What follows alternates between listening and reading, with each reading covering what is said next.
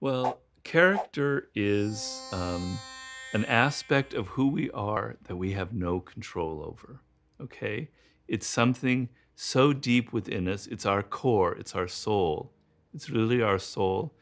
And we often don't are not even aware of it. It causes behavior, compulsive behavior. It causes us to repeat the same thing over and over again. We don't even know why. Why am I buying that product? Why am I always falling in love with the wrong person? Why am I always pissing people off and getting fired? Oh, it's the world. People are bad out there. No, it's coming from you, from within. You have patterns of behavior. You have a character. In ancient Greek, the word character, it comes from the word kairos, which means to engrave deeply. It's a deep engraving. So character is something deeply, deeply engraved in you, and you cannot really change it. Where does it come from? It comes from your DNA, your genetics. Certain qualities were inherent in you. You can't really control them. Some people are born more aggressive, more greedy, more envious than other babies. That's in their DNA.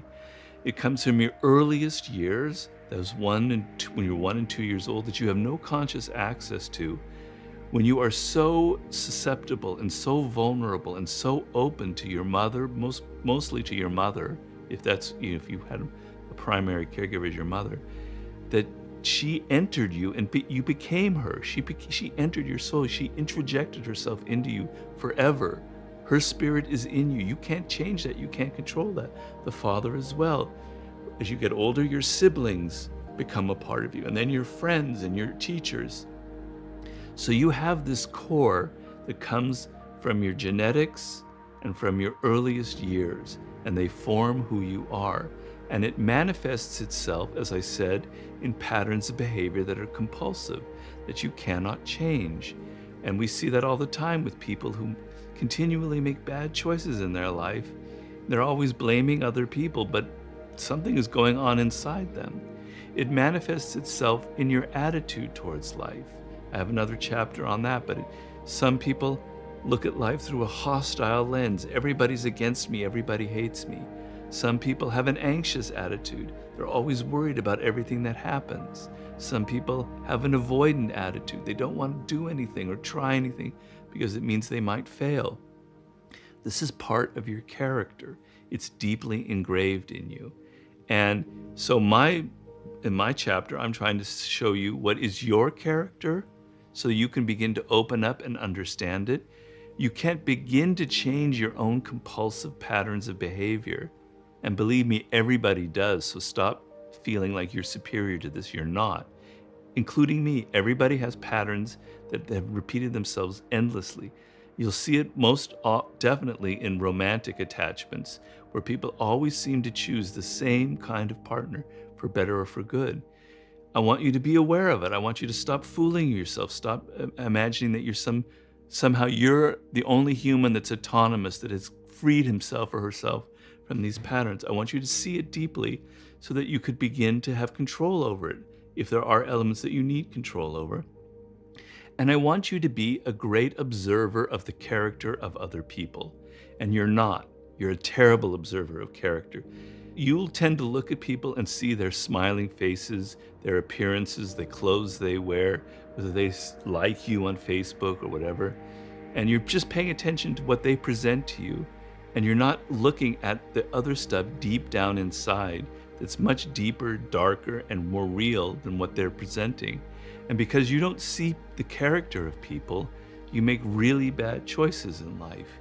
You choose somebody who seems likable and friendly and affable, but who really is like a deep toxic narcissist.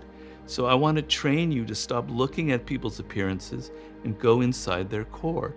If you want to call it the 5 personalities of bullshit or whatever, go ahead. I don't care. It's just a language game.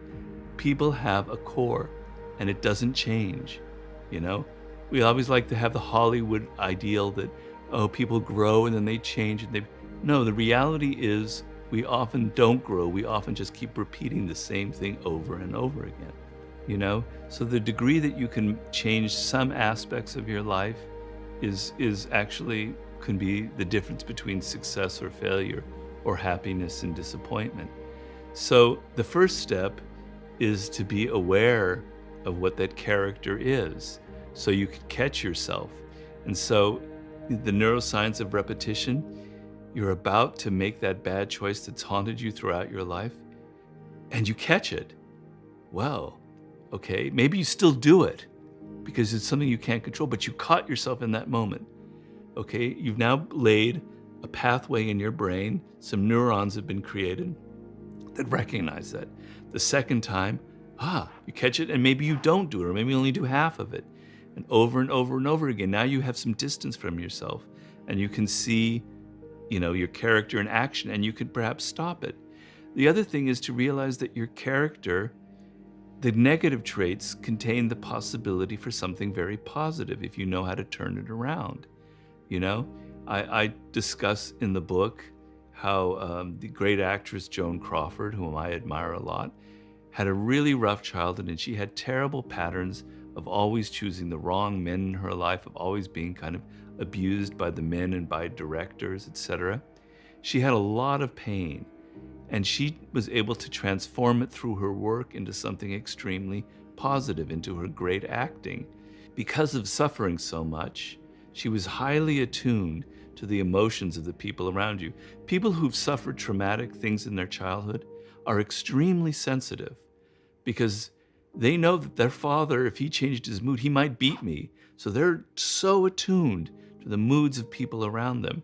It could be a negative thing because it makes you paranoid, but it can also make you incredibly empathetic if you can turn it around. And that's what she did. She made it so she could see the director's thoughts before he said them. So she used the potentially very negative trait and she was able to turn it into something productive and positive. So you can't really change your character. You're not going to become somebody you're not. Okay? Just get over that self-help illusion. You're imprisoned in this character. It's better to understand it, be realistic, and play at the margins, transform what you can transform.